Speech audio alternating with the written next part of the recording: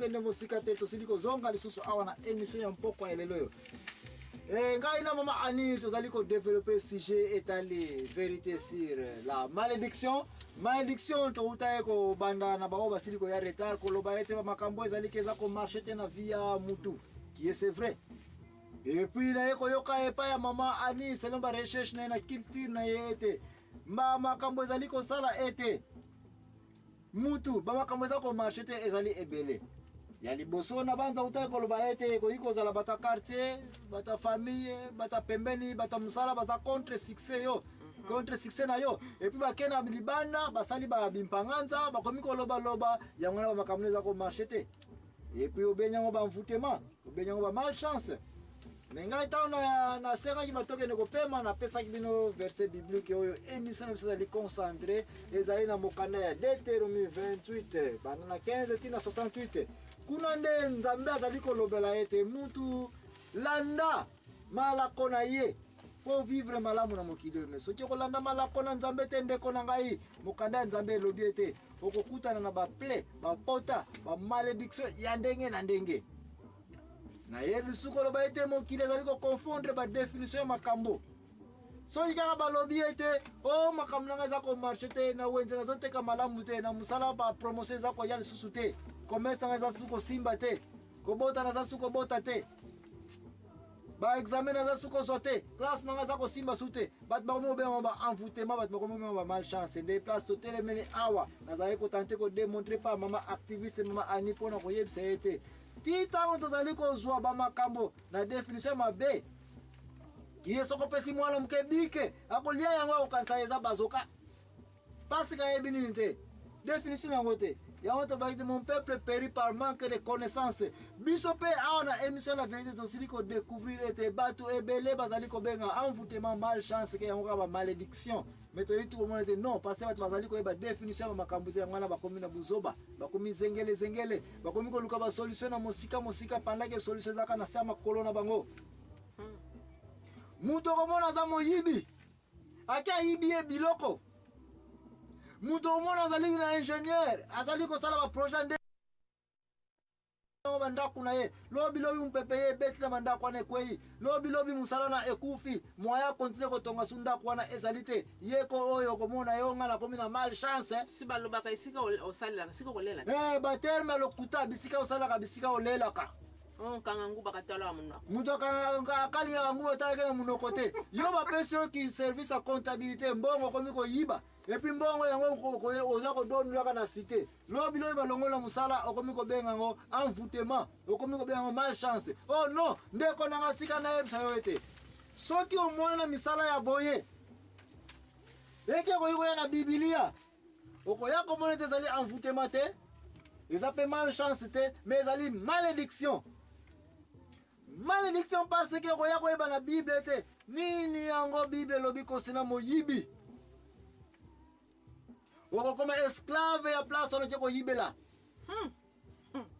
ba ple ba mpota malédiction ya sorte na sorte ekolanda yo tina libota na yo. Oh Jesus. Mais ba tozali ko na luka solution na mosika ete ozala ikina place ozali ko construire projet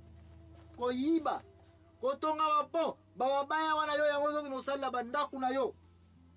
Ki comptabilité mbongo na ngozo no kosala ka ba misala ndenge na ndenge po dondo na cité yo ebale mondial. Oh Jesus. Muasi na kindumo zali ko sala yango nazo komona ke baza komona succès makasi matrice na komi ko beba lobi oza suko bota te okomi ko benga nini envoûtement okomi ko benga nini malchance okomi ko loba nini ba papa leki ba tata kulutu batu ya baboye na boye ba semeki ba monta yo ku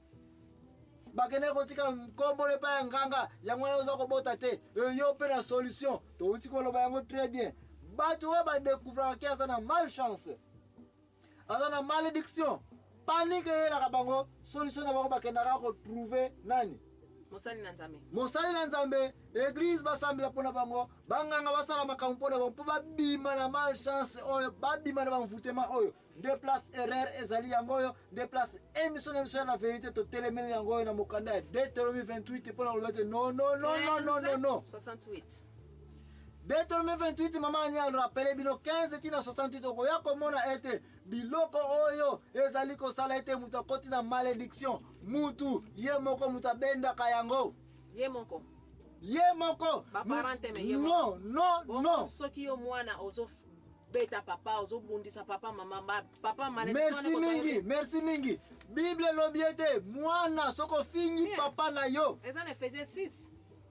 wana yo ke na Efésien mais ngape na oyiko pesa Ephésiens 6 1 2 3 na oyo oyiko mwana. pesa na mukanda Exode la Na place Lévitique belé 29. bazali koloba ete yo mwana soko telemi na baboti na ozali kofinga baboti na ozali ko baboma yo Lévitique 29 elobi c'est lui qui frappera son père ou sa mère sera puni de mort. Lévitique nini 29 c'est na expliquer Lévitique 29 expliquer la bato bala très bien. C'est lui qui frappera son père ou sa mère sera puni de mort. Mutu oyo kobeta papa na ye elingo ba yo mwana na papa so boko ko bunda bitumba bo simani banzoto Lévitique aza ko permettre ke baboma yo papa aboti yo. Come on now. elingo ba ke malédiction déjà na mito na kutu balobela ngo lisusu te na mokana Lévitiko balobi nini liwa c'est na moneza ko lala yo mutu pesi so verset kitoko mekomi ko lala même mutu azali abundisa papa na ye afinga ba mama na ye ndoki azanga ba parents ne respect bazanga ndoki et puis vine na cité comme ba malédiction akomi ko tambola makambo eza ko marcher te mutu ye mutu azaka papa ko loba te baza contre succès na ngana quartier oyo mais Bible no ko telemeli ba parents na yo malédiction ko beta yo obika ko kufa kite mais yo ko tozala no vivant mais Bible lobi baboma yo totalement otelemini papa na yo oswanisi papa na yo oswanisi mama na yo obundisi papa na yo osimi papa na nzoto ofingi ye koko oyo ndoki oyo boye na boye malédiction ekoya na vie na yo Bible lobi baboma yo kutu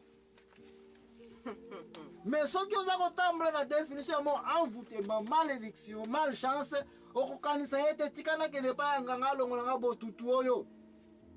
okomi client ya nganga okomi zoba ya nganga epi mama anya alobaki biloko boye pe omona nganga pe azwi yo tika na sokola yo tika na peso mafuta oyo opakola malédiction oyo ekolongwa malchance oyo ekolongwa envoûtement oyo ekolongwa non mokanda la vérité Bible elobi ete oyo nyonso akomona na banzela ya mabe achange banzela na ye mpo nzambe andima ye lisusu kobima na malédiction ezalaka na solution moko change manzela na yo na likambo wana yo odécouvrir ke oza kosala nini ya mabe oyo eza komona ke oza na malédiction nyonso eza na kombo na yango na wenze oza koteka malamu te na babusiness na baactivité na yo eza koprogresse te malédiction ezali kaka moko kende kotanga na mokanda ya Malaki mokanda Malaki 3 balobi su nini ser na ngai balobi soki ozofuta ozoyiba nzambe na badime na ye na baofrande na ye okozala malédiction ekobeta yo malédiction ekobeta yo ya pauvreté bapoche na ye kotoboka god na osak na ye kozala kotoboka pasi oza korespecte condition ya kofuta dime na offrande kie yango mutu ezali condition ya bénédiction vi ya moyo mondimi te mais yo mondimi okomi wenze oyo eza komarche te batielaka bakisi awe ale solution nini bakolakisa place ya nganga wana asalaka bayimpanganza yo okende kozwa sunguma kuna po ebotelaka yo mbongo bakoke na église wana bakopesa mai ya lusaku munu sopa ser nanga frère nanga meme si bapesi yo tono ya mai ya lusaku munu meme si bapesi yo bido ya mafuta pakola yango ti ntango oza kotambola gauche droite oza kotambola na liloba ya nzambe te malédiction ya prospérité ya mbongo jamais mutu akoya longola wana mabele akozala te même si osali ba jeûne et prière même si bapasteur oyo tosala kirda mpo na yo ça ne marchera pas je regrette bapasteur bakomi na mikolo okende okuta baeglise nango etondi bato bafali baye kozwa lusaku munu na lendi mardi kosokola mercredi boya na babougie jeudi tosala boye mpo babanani malédiction elongwa bato oyo bazali kosala mosala oyo na oyo bazali kosala yango na yo mozali kosala yango bozali baignorant mon peuple périt par manque de connaissance sikoyo bongo bato mosusu kozala mama na amikate na alambaka na kisi nini ekokozala bongo alambaka mikate na kisi yango naza kozala baclient ya tro n'est-ce pas na banza émission moko tolobelaka yango ete bato mosusu bazali ete azali kosala mikate na balance pour faux comment aza kokosa bato akotia farine muke atie levure ebele mikate ne bimie munene pu mafuta koti koti na kati bat bazoleka bazosomba yango me batakati basombelaka ye te parce que basili koyeba te mikate ne wana okosaka bato evimba minene me na kati ezango badofolo mupepe ezali na kati sikre mpe ekoka te